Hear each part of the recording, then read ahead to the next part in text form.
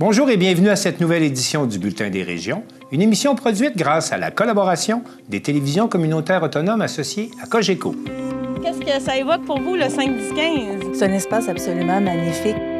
C'était des belles professions dans ce temps-là? J'ai fait 40 ans, madame. Non. Je vois l'homme comme un arbre parce que l'homme prend racine comme l'arbre. Avez-vous l'impression qu'il y a une relève pour ça? Est-ce qu'il y a des jeunes qui vont pour pas que ça se perde? C'est cette année que ça vaut vraiment la peine de venir au marché public. Ça représente une belle tradition, en fait, qui est un peu un porte-bonheur pour les pêcheurs.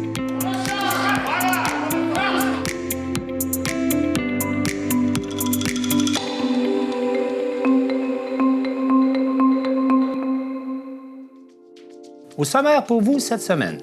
À l'île du Pas, les inondations du 9 août dernier font craindre le pire pour l'avenir. À Montmagny, visite au salon de la deuxième jeunesse. À Baie-Saint-Paul, on fête l'équinoxe avec une grande fête interculturelle.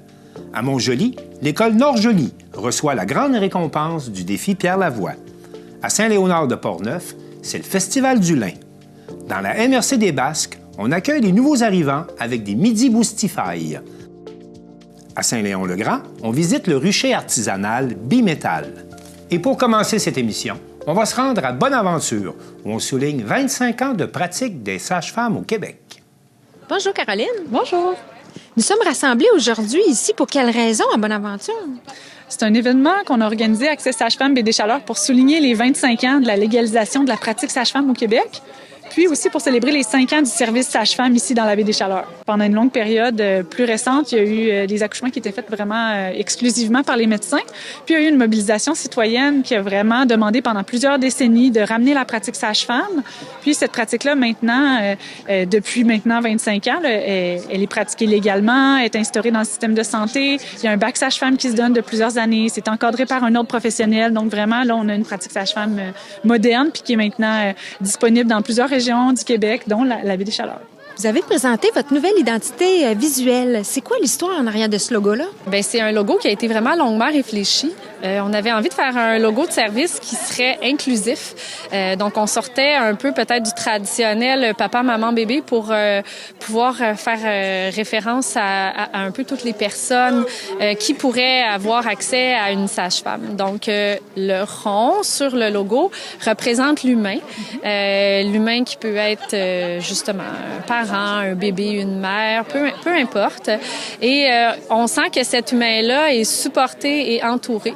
Donc, que ce soit par les sages-femmes ou encore la communauté, l'énergie. Donc, l'idée était de créer quelque chose qui était enveloppant autour de ce personnage central-là.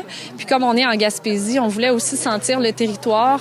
Donc, on peut aussi retrouver la vague, la montagne, le soleil ou la lune selon l'énergie du moment. Donc, on cherchait vraiment à faire un logo qui susciterait un sentiment fort d'appartenance et qui nous permettrait aussi d'être reconnaissable.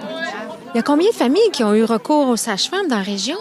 Si on compte les suivis complets, qui sont principalement ce que les sages-femmes font, on parle de plus de 130 familles là, qui ont eu des suivis complets, incluant prénatal, accouchement et postnatal, avec leurs sages-femmes depuis le début des services. Mais on offre aussi des services de façon ponctuelle, des fois sur référence d'un autre professionnel. Et puis, si on inclut tous les autres services, c'est plus de 300 Gaspésiens qui ont pu être en contact avec une sage-femme à une étape de leur parcours de périnatalité. C'est quoi la différence entre la pratique sage-femme et celle en milieu hospitalier? Mais en fait, une des principales différences, c'est le suivi qui est vraiment un suivi qui est centré autour de la famille puis des besoins de la famille. Donc, il y a vraiment des processus de décision éclairés au niveau des choix, de faire des interventions, de passer certains tests. Puis, il y a aussi la continuité relationnelle qui est le fait que c'est la même sage-femme qui fait nos suivis tout au long de la grossesse, qui est présente à l'accouchement, puis dans les 6 semaines après l'accouchement. Donc, ça, c'est vraiment exceptionnel. Puis, il y a aussi le fait d'avoir accès plus facilement, je dirais, là, à la professionnelle. Donc, on peut la joindre les sages-femmes quand on a des questions, des inquiétudes. Puis il y a quand même une pratique qui est tournée aussi vers une philosophie qui est différente, là. Présentement, il y a combien de sages-femmes qui pratiquent dans la région? Mais ça a varié au cours des 5 dernières années. Présentement, il y a une responsable du service sage-femme, puis il y a 2 sages-femmes qui pratiquent, puis il y a aussi d'autres sages-femmes qui complètent ponctuellement l'équipe. Fait que pour l'instant, c'est ce qui est en place pour la Baie des Chaleurs, là. Est-ce que vous aviez remarqué qu'il y avait comme un manque de reconnaissance envers cette profession-là? Mais dans la Baie des Chaleurs comme telle, il y a une bonne collaboration avec le milieu hospitalier. Présentement, avec le service d'obstétrique de l'hôpital de Maria, il y a vraiment une belle collaboration. Il y a eu beaucoup d'échanges qui se sont faits, puis vraiment une reconnaissance mutuelle qui s'est bâtie. Par contre, on peut dire que le service a pris 10 ans à s'implanter dans la Baie des Chaleurs. Il y a eu des mobilisations pendant 10 ans au niveau des citoyens et des citoyennes. Donc, ça a été vraiment long avant de convaincre autant le gouvernement au niveau provincial que régional de venir instaurer un service ici. Puis, à l'échelle du Québec, c'est sûr qu'on reconnaît quand même un manque de reconnaissance en général envers la profession. Il y a eu dernièrement aussi, dans les dernières années, des mobilisations des sages-femmes pour améliorer leurs conditions de travail. Donc, c'est sûr que ça persiste. Les sages-femmes, ils ont manifesté qu'ils étaient contre le projet de loi 15. Est-ce qu'il y a eu du développement, des pourparlers avec le gouvernement? Il y a finalement eu des amendements qui ont été acceptés par le gouvernement, qui étaient proposés par le regroupement des sages-femmes. Donc, il y a eu des améliorations. Puis c'est sûr que là, le projet de loi est passé. Il y a des changements qui sont en train de se mettre en place. Fait que c'est difficile là, de juger de l'effet vraiment du projet de loi 15 comme tel, mais on va suivre ça assez précisément là, pour pouvoir en commenter plus tard. Vous, personnellement, vous avez eu recours à une sage-femme. Qu'est-ce que vous avez retenu de cette expérience-là? Sincèrement, je trouve ça extraordinaire comme profession. Vraiment, c'est un suivi qui est attentionné, qui est vraiment centré, comme je le disais, sur la femme, sur la famille, sur les décisions. On peut vraiment être au centre de l'expérience là, de l'accouchement, puis de donner naissance, d'accueillir une nouvelle personne dans notre famille. Donc, toutes les sphères de la vie d'une famille sont abordées au fil des suivis.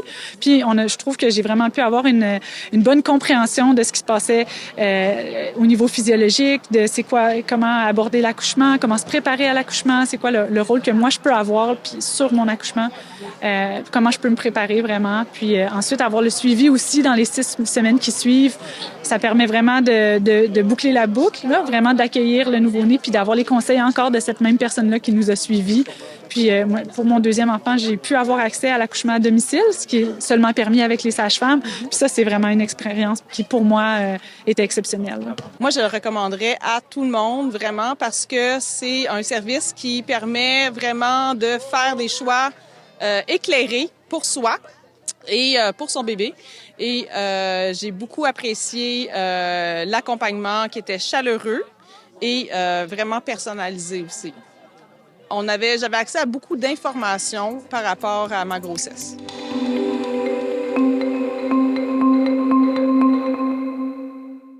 Dans la région de Berthierville, le 9 août dernier, les restes de l'ouragan Déby ont déversé pas moins de 221 mm de pluie, causant d'importants dommages, mais surtout posant la question sur tout l'avenir de cette zone qui devient de plus en plus inondable. Alors, je fais le point là-dessus avec Daniel Yvon de CTRB.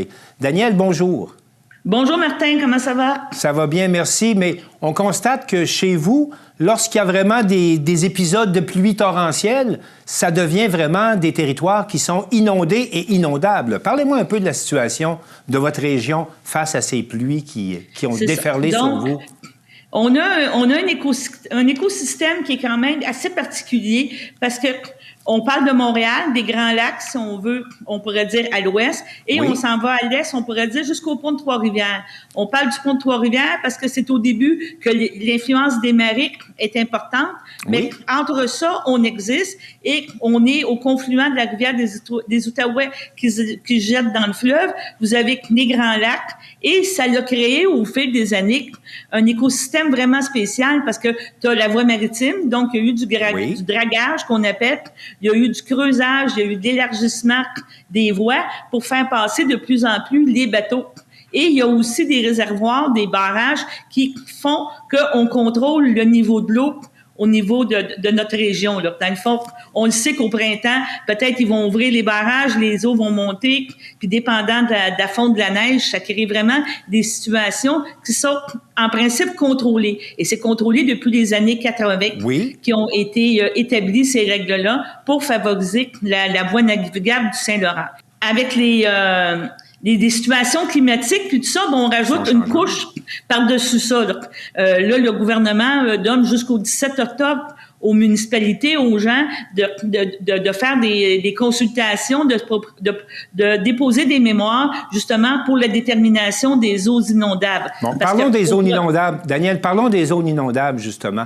On voit bien, là, qu'il y a comme un chapelet d'îles dans votre région. Ces on a senti, oui. Alors oui, puis ces îles-là ont été colonisées, donc il y a des gens qui se sont établis, il y a des municipalités qui se sont développées, et tout ça, aujourd'hui, on se retrouve un peu comme dans des zones inondables, mais dites-moi, qu'est-ce qui est arrivé le 9 août, justement, dans ces zones-là? C'est quoi qui est arrivé? Bien, si on parle de l'événement du 9 août, on a eu en plus 221 mm de pluie qui a tombé.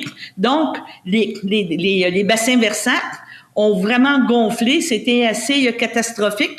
On voit justement des images avec des routes barrées qui sont encore aujourd'hui, presque 2 mois après l'événement, fermées, barrées parce qu'ils sont rendus précaires. La conduite en automobile est rendue précaire. On a aussi eu à Saint-Cuthbert un événement qui a fait qu'il y a 9 maisons dans une rue qui est comme dans une vallée, dans un ravin. Les gens ont dû même être évacués par hélicoptère et les gens ne demeurent plus dans ces maisons-là. Ils sont en attente de la sécurité civile parce que on sait que est-ce que ça va être déclaré perte totale? Est-ce qu'on les relocalise? Est-ce qu'on met des sous? Est-ce qu'on réautorise les gens à demeurer près de la rivière Chicot? Une rivière qui, normalement, est une petite rivière tranquille.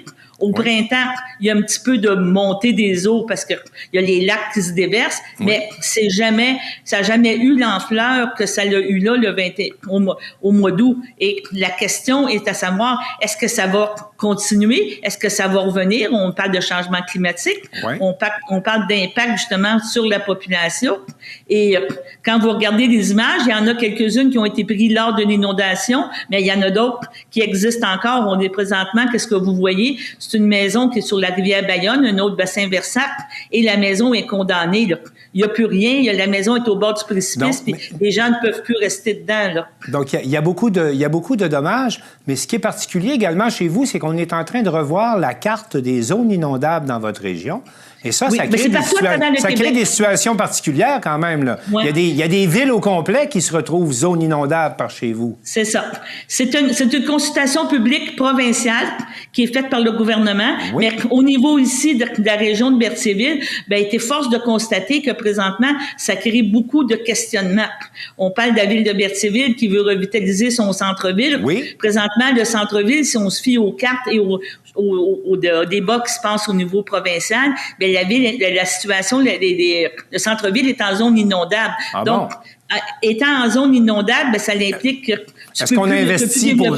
Oui, je comprends. Là. Est-ce qu'on investit pour aller de l'avant? Ben oui, c'est ça. C'est ça qui est notre problématique. Et c'est pour ça qu'on a eu, je te dirais, un leader dans le cas de M. Alain Goyette, qui est le maire de la Visitation d'Île-du-Port, parce que lui, ça l'a fait comme un coup de poing à partir du mois de mars 2022.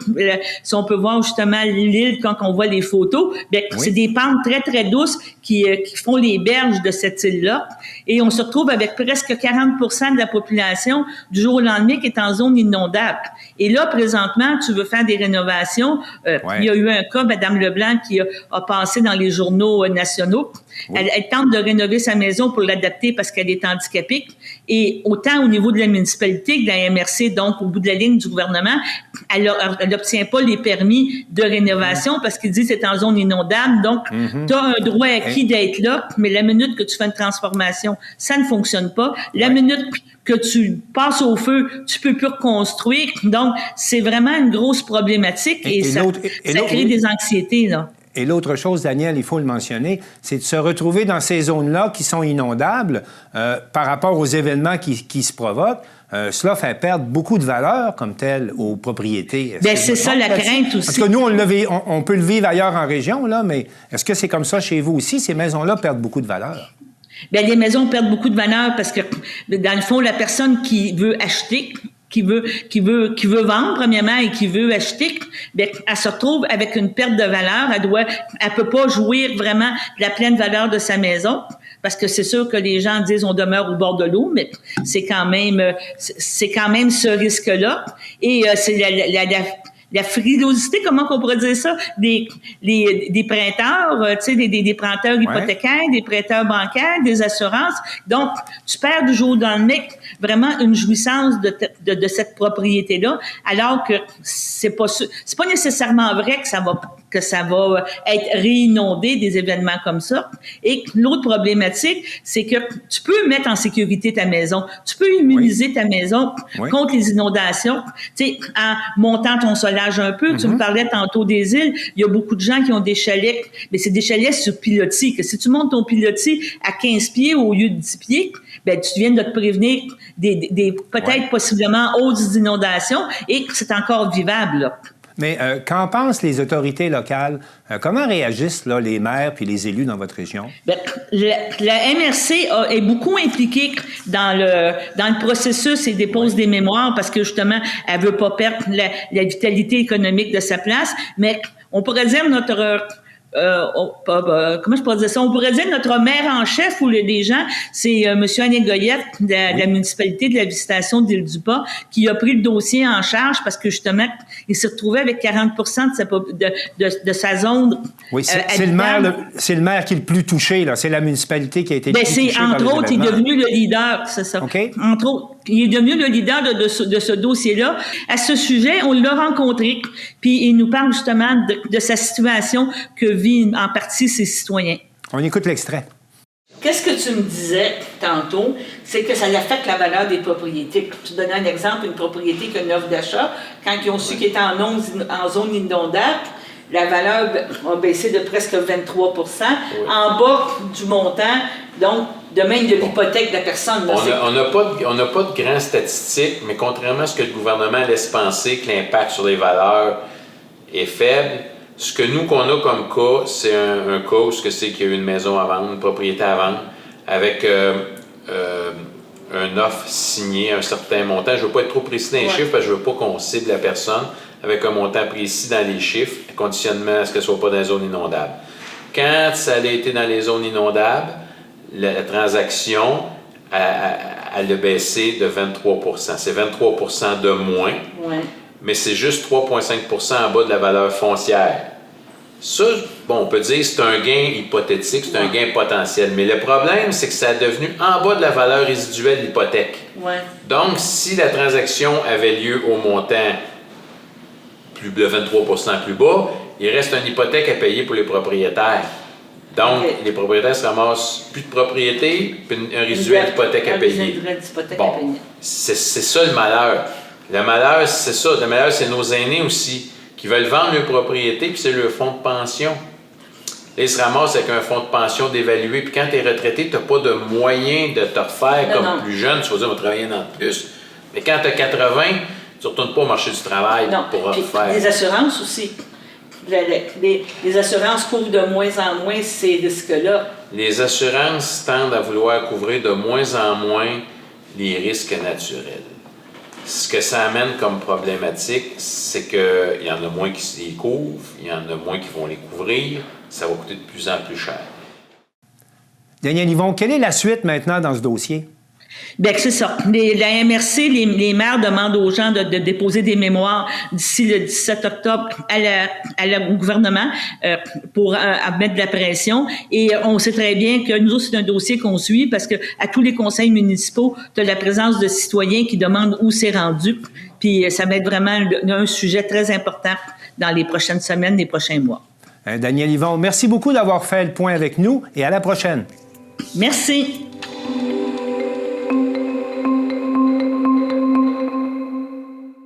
C'est pour permettre aux aînés de bien vieillir et de profiter des nombreux services qui leur sont offerts qu'on a organisé à Montmagny le Salon de la deuxième jeunesse. Un reportage de Mario Lacombe de CEMA TV. Ce mardi se tenait à l'espace citoyen de Montmagny le 9e Salon de la deuxième jeunesse de Montmagny. Sur le thème « Bien vieillir, ça part de soi », cet événement incontournable pour les aînés de la région de Montmagny et de l'Îlet proposait une journée riche en découvertes. L'édition 2024 fut inaugurée par le président d'honneur, le Dr Jean-Pierre Després, directeur scientifique de Vitam, centre de recherche en santé durable à l'Université Laval. 4 conférences ont été proposées en lien avec le thème de l'édition. Il y a eu aussi plus de 30 exposants sur place pour présenter différents services et pour clore cette belle journée, un spectacle hommage à Johnny Cash. Steve Gobeil, travailleur de milieu au service des aînés, nous brosse ici les grandes lignes des activités de la journée. Oui, alors on est bien content du déroulement de la journée. Alors, c'est un bon succès encore cette année, avec plus de 200 participants aînés et plus de 30 kiosques qui représentent des organismes, des services qui s'adressent aux aînés qui sont offerts dans la région de Montmagny et de Lillet. Alors, c'est les kiosques, justement, des organismes qui viennent présenter leurs services, qui peuvent s'adresser aux aînés pour les aider à bien vieillir, à rester à domicile, lorsqu'ils rencontrent des difficultés, des fois connaître les ressources qui sont sur le territoire, autant pour le transport, la popote roulante, l'aide à domicile, la coop à l'entretien à domicile, la prévention des chutes à domicile aussi. Alors, M. Gobeil nous parle aussi des principales conférences au programme de cette journée du 9e Salon de la deuxième jeunesse. Du côté de l'amphithéâtre, on avait là, Eva Racine, une neuropsychologue, alors qui venait parler de la santé cognitive, de l'importance justement en vieillissant, de rester stimulé, de rester impliqué dans dans sa vie pour favoriser notre bien vieillir de notre cerveau. En santé le plus longtemps possible, hein, qui est le souhait de tous aussi. Et de l'autre côté, ce matin, on avait le docteur Michel Morin qui venait parler de le côté affection et sexualité en vieillissant. Hein, des fois, qui est un peu un sujet tabou, mais qu'on a besoin de parler aussi, que en vieillissant, bien, nos besoins physiques ne changent pas non plus. Hein. Alors, tel que nous le mentionnait M. Gobeil, le concept de bien vieillir fait référence à la capacité à vivre en bonne santé et le plus longtemps possible. Mario Lacombe, à l'espace citoyen de Montmagny pour CEMA TV. Information.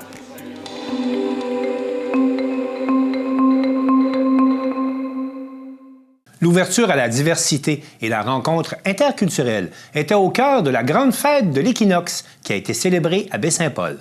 Un reportage de Mathieu Larivière de TVCO. Le service d'accueil des nouveaux arrivants de Charlevoix-Côte-de-Beaupré organisait récemment la toute première édition de la fête de l'équinoxe à Baie-Saint-Paul. C'est une grande fête dans le cadre du programme de la MRC, dans lequel on veut faire une grande fête pour l'accueil des nouveaux arrivants dans Charlevoix.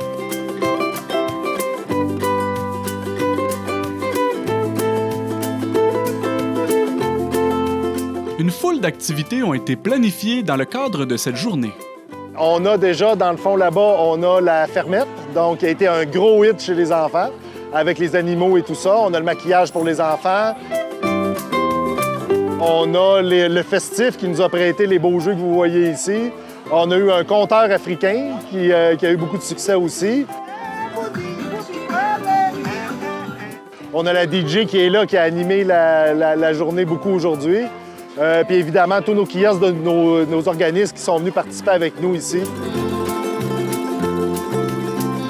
Puis le monde, les enfants qui courent partout, les piñatas. L'événement a aussi mis à l'honneur les traditions culinaires de diverses régions du monde représentées dans la population charlevoisienne. On avait un volet culinaire, on avait, je crois, en tout une dizaine de chefs professionnels qui sont venus bénévolement nous faire goûter à leurs plats. Je leur ai demandé des plats typiques de leur pays, donc ils sont chacun venus avec leurs plats qui avaient le goût de faire découvrir à la population de Charlevoix. Puis, je le répète, ils ont tous fait ça bénévolement. Toutes les heures de travail que ça a demandé, ils l'ont fait bénévolement pour venir à la rencontre de leur nouvelle place d'accueil. La fête familiale avait pour objectif l'ouverture à la diversité et la rencontre interculturelle dans Charlevoix. Bien, je pense que ça montre déjà, pour les personnes, des nouveaux arrivants, ça montre une ouverture de la population locale à tout ce qu'ils ont. Ils ont peu de chances de se croiser dans la vie de tous les jours. Donc, on voit vraiment un beau mix de population ici. Puis là, on voit qu'il y a de l'ouverture du monde de Charlevoix. Pour le monde de Charlevoix, ça leur permet de rentrer en contact avec ces nouveaux arrivants-là. C'est qui, qu'est-ce qu'ils font, puis leurs plats. Est-ce qu'on a souvent l'occasion de manger comme ça dans Charlevoix? C'est assez rare. Hein? Donc, la cuisine, je pense, ça rassemble tout le monde en partant. Est-ce qu'il y a des liens qui se créent dans les gens qui se rencontrent ici? C'est tout le temps le but. Donc, on aimerait bien que des liens se créent. Donc, le monde, oui, partage. J'en ai vu plusieurs qui s'intégraient dans des groupes déjà de discussion et tout ça. Puis, on vit sur le long terme, évidemment. Donc, à un moment donné, le monde finisse par se côtoyer, finisse par se saluer à l'épicerie. Et à un moment donné, va créer des liens. C'est 100 % le but de mon programme sur lequel je travaille. Ma famille, c'est loin de moi, donc c'est pour cela que je me considère tout le monde ici comme ma famille. Ma première famille ici, c'est mon employeur, c'est mes collègues de travail. Après, c'est mes amis, donc les autres nationalités ici. Comment tu vis le fait d'être éloigné comme ça des origines, de la famille, de tes amis là-bas? Je vois que ça nécessite beaucoup d'efforts mentaux, vraiment. Oui. Pour vraiment trouver d'autres repères, d'autres ressources, c'est ça. Donc, c'est pas facile. Mais on fait des événements, c'est des événements récréatifs comme ça. Et, ça nous facilite la vie, ça nous permet vraiment d'être actifs, de rencontrer des gens et de faire pas mal des activités. Ce type d'événement rend possible le déboulonnage des préjugés à l'égard des personnes issues de l'immigration. Ça lutte contre tous les préjugés aussi. Quand on entend des trucs comme ils profitent des programmes, les programmes sociaux, ils vont faire de l'épicerie gratuite, admettons, des trucs comme ça, mais quand ils les voient, puis quand ils se rendent compte que c'est du monde qui travaille fort, mais qui arrive ici, qui n'ont rien, on comprend mieux. Pourquoi, des fois, il peut y avoir des difficultés. À la moindre petite embûche, des fois, ça nous fait tomber. C'est important d'avoir de l'aide socialement, que tout le monde appuie ces gens-là. On en a besoin, là. On en a besoin dans la région. Là. Puis, au-delà du travail, ça fait une ouverture sur le monde qu'on a ici. Je suis ici depuis, on va dire, 6 mois. Et du coup, je reste quand même considéré comme un nouveau arrivant. Parce que j'ai passé pas mal de situations, que c'est pas difficile. C'est pas facile plutôt pour nous, pour bien s'intégrer. Donc, je me mets à la place de tout le monde ici. Et ça me permet aussi d'avoir une autre vision. Donc, de savoir où je me suis placé maintenant par rapport aux autres qui viennent de venir, ou les anciens aussi. Parce que c'est une opportunité pour rencontrer les anciens ici, les anciens arrivants et tout. Alexis Côté explique que la mise sur pied d'événements interculturels comme la fête de l'équinoxe permet de réfléchir collectivement aux obstacles que rencontrent les nouveaux arrivants dans une région comme celle de Charlevoix. Déjà, on peut dire qu'un obstacle qui est très souvent cité, c'est la langue. Donc, on a beaucoup d'hispanophones, entre autres, ici. Puis, ils font des efforts surhumains pour apprendre le français, mais c'est très difficile. La prononciation du français, c'est loin de la prononciation espagnole. Alors, des fois, ils arrivent dans les commerces, ils demandent des choses, ils se forcent pour parler en français, puis ça va arriver que des fois, il y a de l'impatience de l'autre côté parce qu'ils comprennent pas ce qu'ils disent, ils se font mal répondre parce qu'il y a ça. Donc, on demande au monde, s'il vous plaît, un peu de patience, laissez-les parler. Après ça, Charlevoix, c'est une communauté tissée serrée. Puis ça, c'est vrai pour tous les nouveaux arrivants. Moi-même, qui est dans Charlevoix depuis bientôt 4 ans, j'arrive de Montréal, je l'ai vu au début. Il y a comme... Le monde sont très ouverts, très gentils, mais pour rentrer dans les cercles, là, c'est plus difficile. C'est vraiment des communautés qui sont habituées de se côtoyer tout le temps. Donc, quand on vient de l'étranger puis qu'on voit ça, bien, des fois, on n'est pas habitué comme ça. On n'est pas habitué. On est habitué à vraiment l'esprit de village. Donc, pour beaucoup de monde, c'est ça. Donc, de ne pas être intégré dans ces cercles-là, ça peut être difficile pour eux.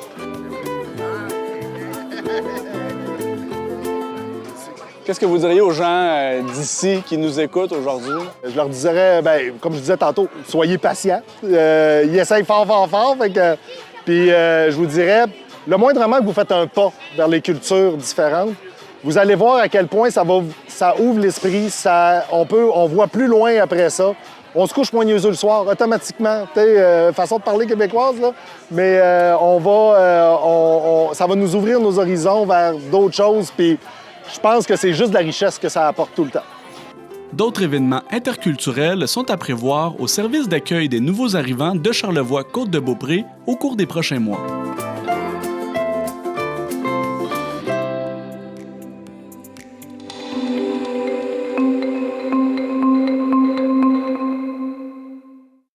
Le défi Pierre Lavoie propose aux écoliers du Québec d'accumuler des blocs d'énergie pour ainsi adopter de saines habitudes de vie. Marc Després, de TV Métis, nous apprend que ce sont les jeunes de l'école Nord-Joly, à Montjoly, qui ont été récompensés pour leurs efforts. Alors aujourd'hui, on a la chance d'accueillir à Montjoly la grande récompense du défi Pierre Lavoie. C'est quoi exactement? La grande récompense, c'est un événement pour récompenser les élèves qui ont atteint les cubes énergie en mai dernier. Donc, le défi des cubes énergie, c'est à travers toute la province. Les élèves, ils doivent ramasser des cubes. Un cube, c'est 15 minutes d'exercice par jour. Et le plus de cubes qui est ramassé, le mieux c'est. Donc, c'est l'école qui vont participer, c'est un effort collectif. Et nous, ensuite de ça, en septembre, on sélectionne au tirage au sort une école par région administrative. Donc, nous, on fait une tournée de 4 semaines pour aller récompenser les écoles de leur effort collectif face au défi des cubes énergie du printemps dernier. Donc, à ce moment-là, ça veut dire que Montjoly est récipiendaire de quel territoire? Oui, exactement. Oui, donc la région du Bas-Saint-Laurent, c'est à Montjoly qu'on a arrêté cette année. Donc, quand je dis c'est un tirage au sort, c'est parce que le sport, il faut en faire. C'est pas une course, c'est pas comme le fait d'en faire le plus possible, c'est vraiment de se dépasser soi-même. Donc, il n'y a pas une école qui est meilleure qu'une autre, c'est que là, on a vraiment tiré au sort. Et c'est l'école de Nord-Joly qui a remporté pour le Bas-Saint-Laurent. Et donc, aujourd'hui, nos jeunes ont un avant-midi où on fait plein d'exercices. Oui, exactement. Ça consiste à un parcours actif qu'on fait à travers toute la cour ici. Donc, c'est vraiment pour les faire bouger avec un parcours coloré, surdimensionné. Ensuite de ça, on a un spectacle avec une artiste multidisciplinaire qui est là pour un petit 30 minutes. On a fait un hymne à la grande récompense pour les féliciter d'avoir fait l'équipe énergie. Et ensuite, c'est une récré survoltée pendant une petite heure. Donc, on a fait des jeux géants un peu partout dans la cour. Donc, on les félicite, on les laisse jouer et après, nous, on repart, on s'en va à une autre école. Donc, c'est ça, le territoire est grand. Vous faites un tour de la province? Oui. Donc là, hier, on était en Gaspésie. Aujourd'hui, c'est Bas-Saint-Laurent. On s'en va dans le coin de Bécomo demain. On fait Chaudière-Appalaches, Québec. Et lundi, on repart puis on fait 4 autres écoles. Et sans aucun doute, lorsque vous apprenez à l'école qu'ils gagnent cette belle récompense, quelle est leur réaction?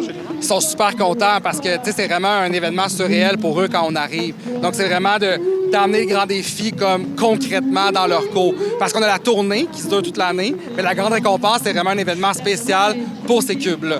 Fait qu'ils sont super contents, ils acceptent tout de suite, puis ils veulent qu'on vienne faire divertir les jeunes. Les jeunes sont contents, surtout qu'on leur remet aussi des souliers gratuits.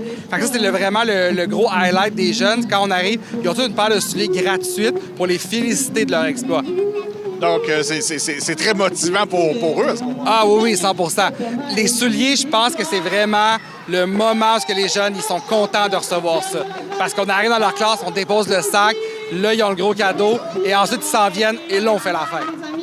Et est-ce que cette formule existe depuis plusieurs années? La grande récompense à ton école, c'est la 3e édition. Avant, on avait une édition qui se faisait au Stade olympique, qui a duré 9 ans. Donc, c'était vraiment que toutes les écoles venaient nous rejoindre au stade. Il y avait une journée complète, il y avait un spectacle. Le lendemain, les élèves allaient à la ronde. Et là, on a fait une édition comme un peu différente, surtout due à la pandémie. Mais c'est qu'on se déplace vraiment pour amener un événement chez eux. Parce qu'on s'entend que c'est quand même beaucoup de routes pour une école, exemple, de Chibougamau, pour venir avec tous les élèves en autobus. Fait que c'était un peu plus simple pour nous de venir directement. Puis à chaque année, on a comme une nouvelle formule qu'on essaie d'adapter. Ouais. Et c'est quand même intéressant parce que c'est vraiment tous les jeunes de l'école qui peuvent y participer. Ah oui, tous les jeunes sont là. On peut pas arriver puis faire, c'est juste les premières années. C'est vraiment tous les élèves. La plus grosse école qu'on a, je pense, c'est 375 élèves. Fait que c'est celle de Québec, je crois. Ouais. Et à ce moment-là, donc, c'est plus facile peut-être de réussir à convaincre aussi les jeunes d'accumuler ces fameux cubes-là. Ah oui, exactement, mais on n'en parle pas vraiment. Oui, il y a la grande récompense en école qui est discutée un peu dans Cube Énergie, mais ils font vraiment pour le plaisir, parce que c'est comme un petit événement qu'ils font pendant 3 semaines. Ils accumulent comme leur petit cube, ils cochent dans leur carnet avec leurs parents. Fait que je pense que c'est juste de participer à cet effort-là ensemble. Puis ensuite, on a la surprise de la grande récompense. Et en même temps, ça inclut les parents dans l'aventure. Ben oui, on veut qu'ils viennent. Pas juste les jeunes, il faut qu'ils fassent du sport. Là. Les parents, il faut qu'ils viennent aussi. Ouais. Et à ce moment-là, est-ce qu'on sait déjà s'il y aura une récidive pour la prochaine année? Ah oui, c'est pas officialisé, mais normalement oui, parce que le défi des cubes va déjà se mettre en place dans les prochains mois. Ça va être annoncé prochainement également. Donc, c'est une formule gagnante qu'on a depuis le tout début du grand défi. C'est apprécier des écoles. Ils participent toujours en grand nombre. Donc, c'est sûr à 100% qu'on va revenir. Pas besoin de faire des efforts surhumains non plus, là. Ça s'adapte pour tout le monde. Non, pas du tout. Tu peux aller faire une marche. Le but, c'est de faire un effort physique. Donc, ton effort physique, ça peut être prendre une marche, ça peut être jouer au soccer, c'est n'importe quoi. Le but, c'est juste que tu sois actif. Parce que chaque personne peut être active d'une différente façon. Et à ce moment-là, donc, faut dire que dans la médecine, on est chanceux. Je pense qu'il y a eu 2 écoles gagnantes dans le passé. Je pense que c'est la 3e en très peu de temps. Je pense que c'est la 3e à Montjoly. Ouais. Non, c'est ça, on aime bien ça venir ici. On aime bien ça. Donc, on est chanceux. Vous êtes chanceux. Oui, vous êtes chanceux. Je pense que l'année passée, c'était à la Rédemption. Oui. C'est ça, ouais. Donc, écoute, on essaie le plus qu'on peut. Donc, on félicite tous ces jeunes-là aujourd'hui, là, c'est une belle récompense. Ah oui, vraiment. Vraiment. Puis, tu sais, ça leur prend pas beaucoup pour être heureux. Là, mais là, on avait un spectacle qui était là, mais ils veulent courir partout, ils veulent faire les obstacles. Tu sais, on veut pas les restreindre à faire juste une activité. Vas-y, partout, puis il n'y a pas de problème. Donc, l'important, c'est qu'aujourd'hui, encore, on peut dépenser son énergie. Oui, on y va tout le temps. Et on l'a vu tantôt aussi, dans le parcours, à la fin, les jeunes ont facilement rempli leur cube. Ah oui. Oui, puis on a fait une formule où il y avait comme un cube énergie géant de balles, où là, on pouvait accumuler ces balles, mais tu le vois concrètement, c'est quoi? Parce que c'est écrit sur notre camion écran, tu vois vraiment les lignes s'avancer. Fait qu'ils sont dans l'aventure, ils peuvent voir. C'est pas comme si tu fais juste courir, puis that's it. Là, t'as un objectif à atteindre. C'est ça qu'on voulait amener dans la garde récompense cette année. Et on est associé aussi avec les secteurs de Matane, de Rimouski, de la Matapédia. Donc, ça démontre qu'eux aussi, dans leur coin, ils peuvent participer, puis il faut s'inscrire. Oui, il faut s'inscrire. Oui, parce que nous, ça commence la tournée à la fin de la grande récompense. Puis les cubes énergie, on va commencer les inscriptions un peu plus tard. Fait que oui, on incite tout le monde à s'inscrire. On veut que les gens participent. Et sinon, s'il y a un professeur qui veut avoir plus d'informations, est-ce qu'il y a un site? Oui, c'est sur le gdpl.com. Donc, le Grand Défi Pierre Lavoie, donc le gdpl.com. Toutes les informations sont là-dessus. Bien, on va vous laisser justement aller compléter la journée d'aujourd'hui. Merci. Hey, merci d'être venu.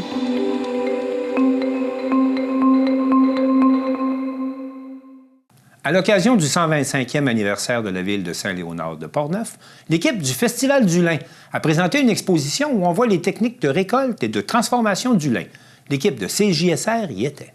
Alors aujourd'hui, dans le cadre du retour du Festival du lin pour le 125e anniversaire de la ville, on a remonté vraiment toutes les étapes de transformation du lin à l'ancienne pour montrer vraiment comment ça se faisait à l'époque. Alors c'est un peu comme les gens le faisaient là, il y a 50 ans de ça pour le 75e anniversaire de la ville où ils avaient décidé de le faire. Alors pour transformer le lin, ce qu'on va faire en premier, c'est planter les graines. C'est vraiment la première étape de tout. Les petites graines, ils sont dans les caboches de lin juste ici. À l'intérieur de cette caboche-là, il y a entre 8 et 10 graines de lin. Ces graines de lin-là, c'est une variété particulière. Nous, ce qu'on utilise, c'est du lin textile. Il existe aussi du lin oléagineux, qu'on utilise beaucoup plus pour les graines de lin et pour l'huile. Et il existe aussi le lin textile et le lin décoratif. Donc, 3 variétés différentes. Ces petites graines-là, on va les semer à la levée, puis le lin va prendre 100 jours à pousser. Ensuite de ça, on va l'arracher, on va le mettre au sol pour qu'il devienne brun comme ça. Ça, c'est l'étape du rouissage. Quand il est bien rouillé, à ce moment-là, l'espèce de colle qui retient les fibres ensemble va s'être dissoute et puis la fibre va être facile à extraire pour pouvoir le transformer. Quand on arrive au moment des corvées comme telles, la première étape, c'est de récolter nos graines pour l'année d'après. Alors, ce qu'on va faire, c'est le battage du lin au fléau.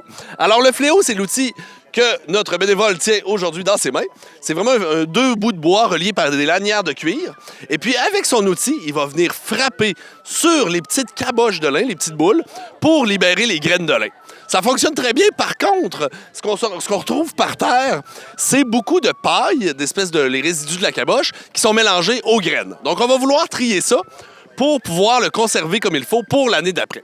C'est à ce moment-là qu'on va faire le vannage. Alors, ici, on a M. Yvon qui va nous faire une petite démonstration de vannage. Est-ce que tu veux nous montrer ça? Donc, vous voyez à l'intérieur, il y a beaucoup de paille qui est mélangée aux graines. Donc, en utilisant le vent, on va venir, comme ça, lancer les graines en l'air.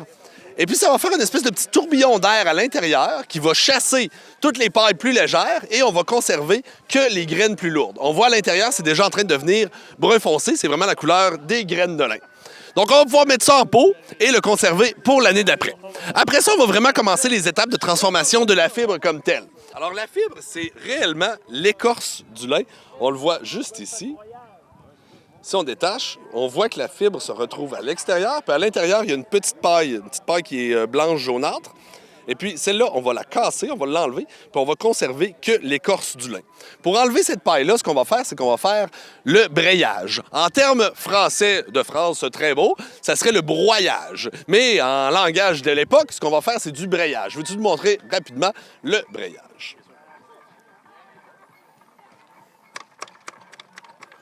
Donc, ce qu'on fait, c'est qu'on vient casser la petite paille qui est à l'intérieur, on la voit qui tombe au sol, puis on conserve que la fibre qui est l'écorce du lin.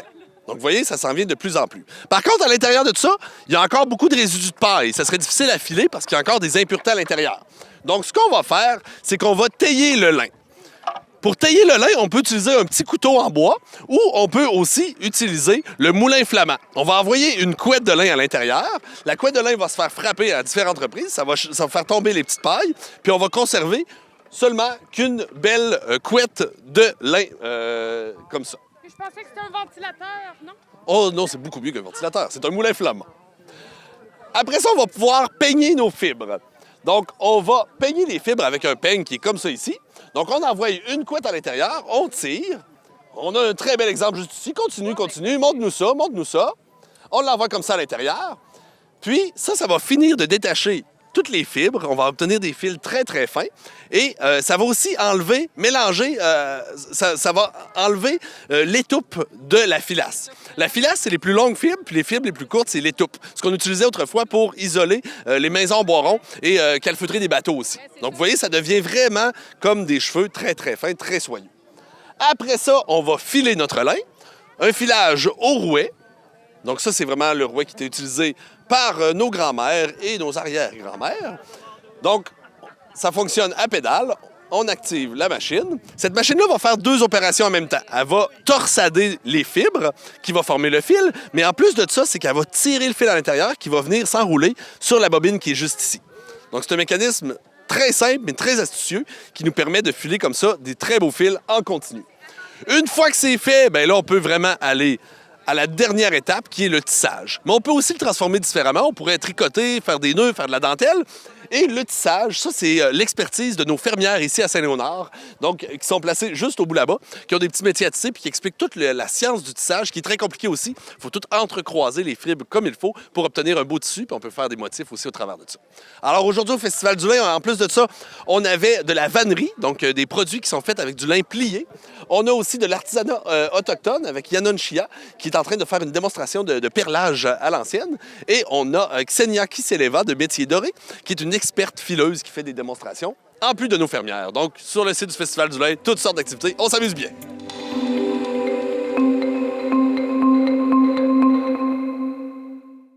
La télévision communautaire des Basques et du Haut-Pays était au premier midi Boostify, organisé par le collectif d'accueil des nouveaux arrivants. C'est notre première édition du Vendredi Boostify, qui se veut un dîner, dans le fond, d'accueil des nouveaux arrivants pour faciliter leur inclusion dans la communauté ici. Donc, on veut vraiment réaliser un dîner Boostify par mois, donc toujours le dernier vendredi du mois. Puis c'est un dîner, dans le fond, qui se veut gratuit, qui se veut vraiment ouvert, sans inscription, sans flafla. C'est un repas très convivial. Puis dans le fond, ce qu'on veut, c'est aussi offrir l'opportunité des organismes du territoire d'être présents pour parler de leurs services. Donc, à chaque repas, il va y avoir un organisme invité qui va être ici pour présenter ses services, donc peut-être aller chercher une nouvelle clientèle, mais aussi pour nos nouveaux arrivants, dans le fond, qui connaissent un peu mieux les services qui seraient présentés directement par des membres des organismes. Donc, habituellement, on avait l'habitude de faire un repas annuel d'accueil, mais là, on s'est dit que compte tenu qu'on accueille de plus en plus de nouveaux arrivants sur notre territoire, attendre le mois de janvier pour faire un repas d'accueil, ça pouvait être loin, puis on pouvait risquer dans le fond, de passer un peu à côté de notre mission, qui est vraiment d'avoir un bon accueil, puis faciliter un enracinement sur le territoire. Donc, c'est pour ça qu'on a décidé de faire des plus petits événements, mais vraiment mensuels. Puis, aujourd'hui, c'est notre premier. Le prochain sera le 28 octobre, toujours un vendredi. On y va vraiment à la bonne franquette, comme on dit. Donc, c'est un repas, somme toute, léger. Comme c'est notre première édition, on est allé avec un repas d'automne, donc une soupe, du fromage de la fromagerie, du pain, des desserts. Puis, comme on vise aussi à souligner les anniversaires des personnes qui sont arrivées dernièrement. Ça, c'est aussi un des objectifs de notre activité, souligner les différents anniversaires de chaque mois. Là, dans le fond, on a une plus longue période parce qu'on veut couvrir septembre et octobre, donc ceux qui vont être à venir. On a préparé des petits desserts là, qu'on va remettre aux célébrés, aux fêtés. Donc, voilà un petit dessert de circonstance. On avait notre programmation automnale qui était sortie à la fin de l'été. Donc, Dîner Boostify, c'était notre grande nouveauté. Puis demain, dans le fond, il y a 24 chanceux qui vont prendre part à une visite guidée sur l'île aux Basques. Une visite gratuite, dans le fond, qui était offerte non seulement aux nouveaux arrivants, mais à la population locale aussi. Puis ça s'inscrivait dans le cadre du festival plein air de l'URLS, dans le fond, qui avait lieu tout le mois de septembre. Donc, on s'est inscrit dans cette grande programmation-là. Donc, c'est 24 personnes demain qui vont avoir une visite, qu'on va partir avec le Léon Provencher, visiter l'île aux Basques. Puis, samedi prochain, le 28, non, c'est pas vrai, le 5, pardon, dans le fond, on organise un transport gratuit vers l'activité, la fête des couleurs, qui est organisée par le Parc du Mont-Saint-Mathieu, donc dans la municipalité de Saint-Mathieu-de-Rio. Donc, on le sait que des fois, l'enjeu du transport, ça peut limiter certaines personnes à prendre part des activités qui sont un petit peu à l'extérieur de Trois-Pistoles. Donc, pour contrer ça, on organise un transport en autobus pour permettre aux gens de s'y rendre. Un petit peu plus tard, on a aussi une partie de kinball à l'école secondaire, donc une activité sportive. Le kinball, ça n'existe pas dans les Basques actuellement. Il n'y a pas cette activité-là comme activité offerte à la population. Donc, on s'est dit, on le sait qu'il y a certaines personnes qui ont de l'intérêt pour ça. On va organiser une partie, puis qui sait, peut-être que ça va devenir une activité récurrente par la suite. Page Facebook, c'est vraiment notre meilleur canal de communication, donc on vous invite à aller l'aimer pour voir tout ce qui se déploie. On lance toujours notre programmation en grande pompe lors du moment de sa sortie, mais sinon, après ça, il y a des événements qui sont partagés pour chacun des activités qu'on offre. Donc, c'est assez clair pour chaque personne de voir tout ce qui se passe. Puis, on invite vraiment la population en général à prendre part à nos activités. Elles sont généralement gratuites, sinon à très, très faible coût. Souvent, l'inscription est demandée, par contre, donc ça, c'est à ne pas négliger.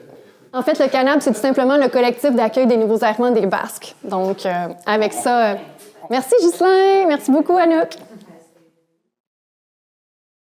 C'est un regroupement. On est quelques organismes qui travaillons à mettre ça en place pour toutes nos personnes qui sont arrivées récemment ou autres qui veulent partager ensemble. C'est de créer un petit moment, en fait, qui rapproche la communauté, des gens qui intègrent le milieu là, ou qui l'ont intégré depuis un petit bout de temps, mais qui veulent faire du réseautage, des choses comme ça.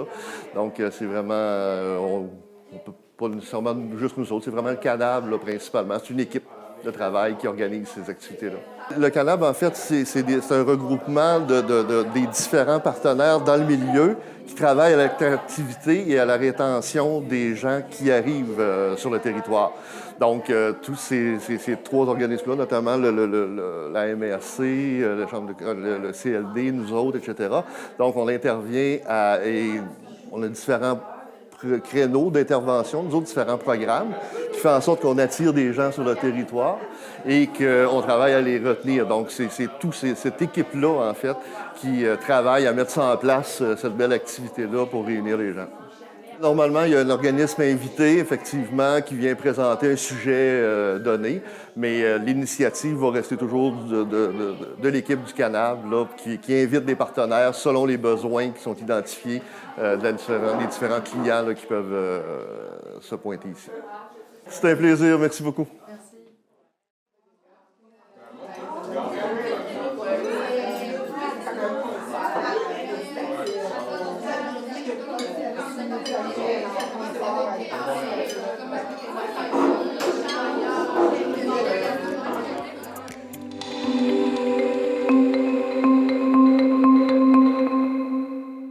Marc Baudouin de la TVC Matapédia s'est rendu au rucher artisanal Bimétal et nous présente, dans le premier de 2 reportages, comment on récolte le miel.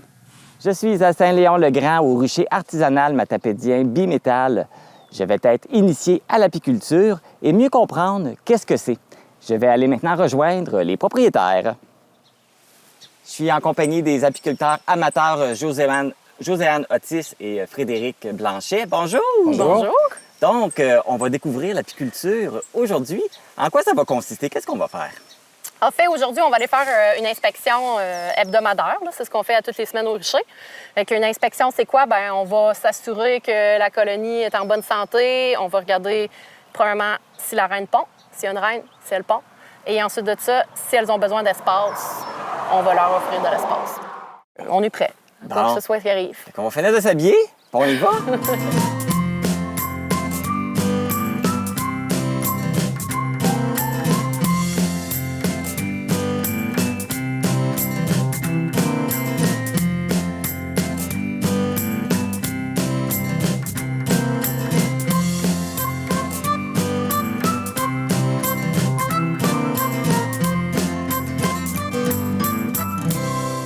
On peut pas ouvrir plein de ruches en même temps. OK, fait que ça se peut. OK. Ah non, parce qu'ils vont aller piller. Il y a du calme de voisinage, il y en a même chez les abeilles. Oui. Il faut pas... c'est vraiment, on y va de façon une séquentielle. Quand on est deux, on va offrir 2 ruches. Fait que normalement, la hausse à couvain, c'est la dernière... pas la hausse à couvain, mais la hausse à miel, c'est la dernière chose qu'on va inspecter. Fait qu'on va la mettre de côté. Okay. On fait vraiment notre couvain en premier, avec ça. puis on finit avec ça. OK. Puis juste au poids, Frédéric va savoir si on commence à remplir là, ils ont ou pas. commencé. Je te dirais, tu vas pouvoir la peser après, là, Marc. Là, je vais te la mettre dans une position où tu pourrais la prendre. Fait que là, présentement, on est presque vide. Là. Mais ça, c'est une jeune colonie due à la fusion. Là. Okay. Donc, on va voir l'autre, peut-être qu'elle va être plus prometteuse puis qu'on va pouvoir rajouter une boîte. Mais celle-là, pour l'instant, je ne rajouterai pas de boîte. OK. Je suis capable? Oui, tu lèves ça. Voilà. C'est pas tu la trop cotes pesant. pas après toi. Là. C'est Non. parfait comme ça. Attention, on détourne. Comme ça? Ouais. Donc, ça pèse combien, selon toi, Marc? Bien, c'est pas très pesant. Non, hein? C'est pas très pesant. En tout cas, celle-là n'était pas pesant. 5 à 10 livres. Oui, non, c'est ça. Elle est vraiment pas Même lourde. Pas, En fait, je pense l'ai mis. qu'une poche de patate est plus pesante que ça. Et puis, il peut y avoir combien d'abeilles en tout dans un rucher comme ça? Dans une ruche, à la fin de l'année, on va avoir autour de 70 000 abeilles. Présentement, on est peut-être plus à 15 000... 20 000. 20 000. Sur la ponte, là, chaque face de cadre représente à peu près 2 000... 3 500, tu 3 penses, 500 cellules? œufs. Fait que chaque alvéole, l'ensemble sur une face, ça veut dire 7 000 7 000 par cadre. Là, On ça, va les à sortir. partir du moment que tu es capé à 100 sur du couvain. là. OK. Mais une bonne reine peut pondre jusqu'à 2 000 œufs par jour. Donc, elle ne chôme pas, Madame la reine. Elle n'a pas le choix parce que je pense que l'espérance de vie des abeilles n'est pas très longue, hein? Pour les ouvrières, c'est très court. En plein été, c'est 35-40 jours.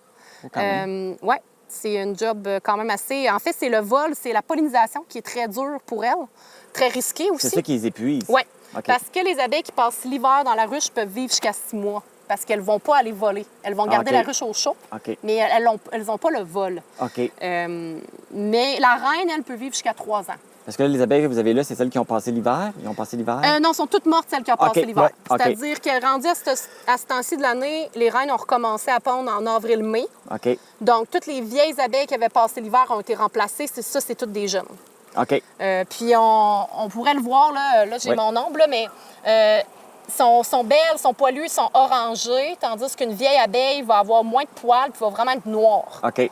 Elle aura comme plus de rayures, là, puis de couleurs, là, vraiment. Fait que moins, OK. Ouais, elle va être moins Puis poilue. les jeunes puis- sont grises, presque blanches. OK. Ouais. Les abeilles collent toutes les structures entre elles, là, entre OK. 2 inspections. Ils mettent de la cire puis de la propolis. Fait que là, il faut que j'aille décoller les structures pour qu'on puisse enlever les étages. OK. Plus on attend les inspections, plus c'est collé. Là, tu serais bon, je pense. Fait que tu vois, celle-là est quand même assez pleine. Là. Autant en termes de ressources, là, parce qu'elle pesait facilement 70 livres. OK. Plus lourde que le premier étage qu'on a enlevé tantôt. Exactement. OK. Puis, vous voyez qu'est-ce qui tenait, là? Il y a de la structure de cire à l'intérieur qui était collée. Puis, si vous regardez ici, il y a des larves. Ce ne sont OK. pas des parasites, ce sont de jeunes abeilles. Et au fond, il avait construit des cellules entre les deux boîtes. Il OK. avait mis des petits dedans, qui sont généralement des faux bourdons, des mâles. Et là, on les a brisés. C'est pas la fin du monde. Elles, ce qu'elles vont faire, elles vont pas les déménager. En fait, elles vont les manger. Parce qu'elles ne déménagent pas les bébés abeilles. Elles vont déménager le miel, mais pas les jeunes. Donc, au lieu de les laisser, c'est quand même des protéines. Donc, elles vont les manger, puis elles vont en refaire à un autre endroit. Ah, OK. La reine, on le reconnaît comment? Il y a sûrement un signe. Physiquement, elle est quand même très différente. Elle a un plus gros abdomen. Là, parce que, dans le fond, une reine abeille va se faire féconder dans un vol nuptial.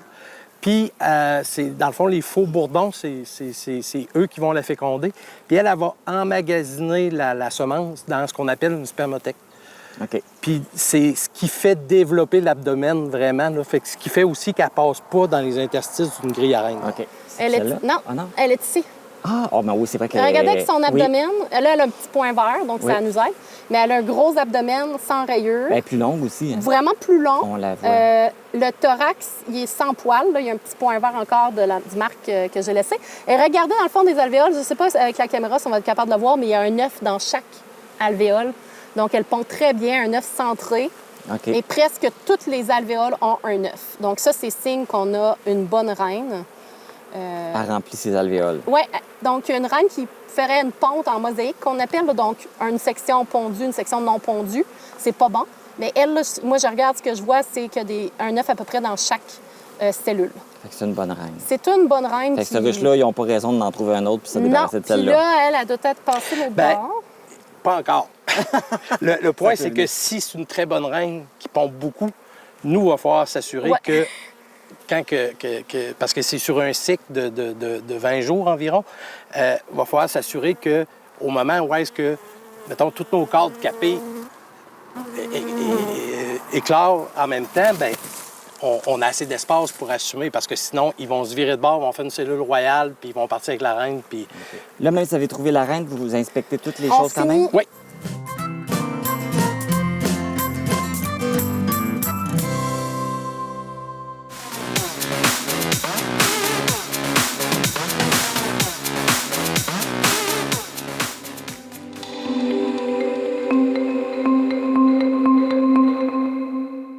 C'est tout pour le Bulletin des régions cette semaine. J'espère que ça vous a plu. Je remercie toutes les stations de télévision participantes et je vous dis à bientôt.